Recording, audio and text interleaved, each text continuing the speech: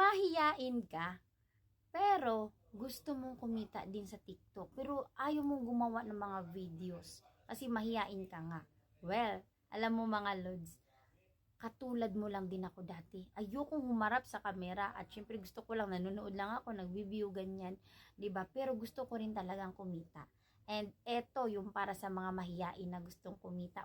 Pwede ka pa rin kumita dito, lods. Ayan, so pinaka gagawin mo lang, susundan mo lang yung sistema natin dito kasi dito pwede mo naman gamitin yung mga videos ng community, videos ko, and then pwede mo siyang pagkakitaan. Okay?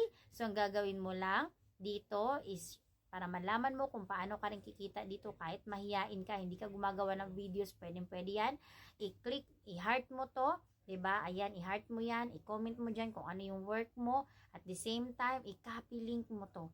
Okay, para alam ko kung saan ka galing. So, nandiyan, punta ka dyan sa profile ko. Mayroon dyang link na nasa bio ko. I-click mo lang yan.